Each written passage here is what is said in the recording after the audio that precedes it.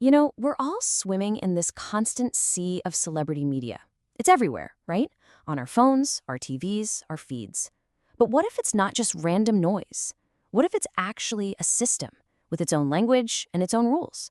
Well, today, we're going to learn how to decode it. So let's kick things off with a little puzzle. On one side, you've got a Nobel Prize winning scientist, someone who has literally changed how we see the universe. And on the other, a reality TV star, famous for being famous. Now, they're both well known, sure, but what really separates them? Stick with me, and by the end of this, you'll have the exact tools you need to answer that. To build our toolkit, we've got to start with the language. And look, this isn't about learning a bunch of complicated jargon. It's about understanding a few key terms that let you see the media machine for what it really is. This is where we learn to see the code. Okay, first up, a term you've probably heard a million times, mass media.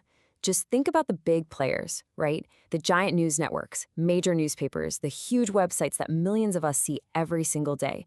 They're the massive pipelines delivering all the information we're about to talk about.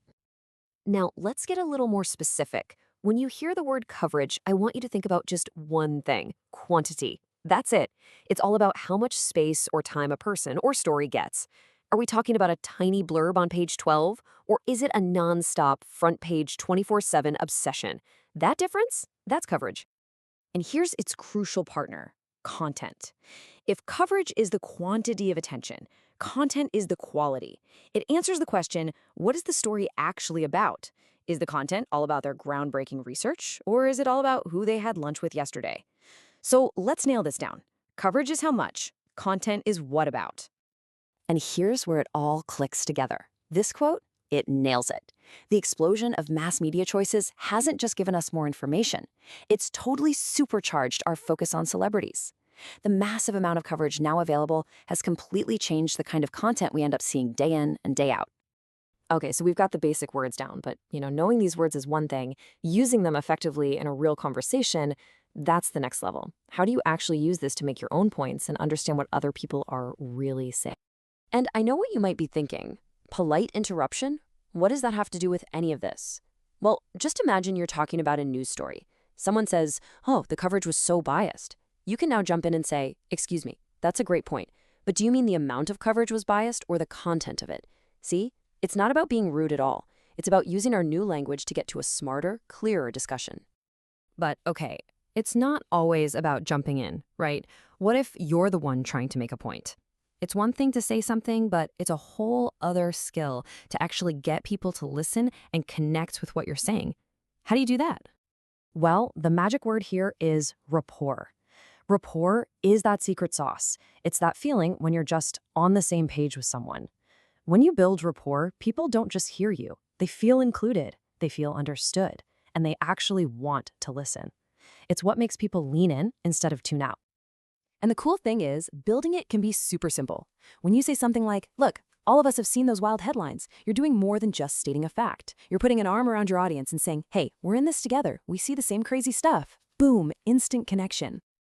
All right, we've officially built our toolkits. We have the vocabulary and we have some strategies to use it. So now it's time to circle back to that puzzle from the beginning.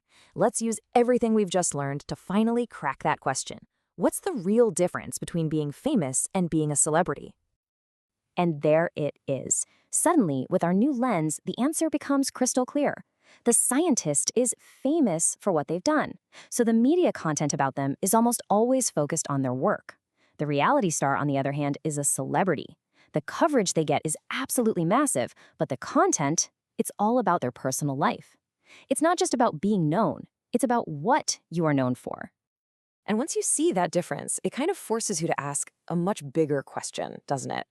With all this mass media, all this huge quantity of coverage focused on personal lives, what is the actual impact on us, on our culture? Is this a good thing or a bad thing? And honestly, the answer isn't simple. It's complicated. For sure, all this coverage can be a force for good. It can inspire people or bring attention to important charities. But on the flip side, it can also create these totally unrealistic ideals or make it easy for us to lose touch with what's real. All right, let's bring it all home and put the pieces together.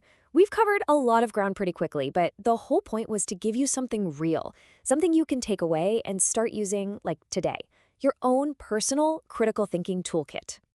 So here it is, the whole shebang, your new media lens. It's really a simple three-part toolkit.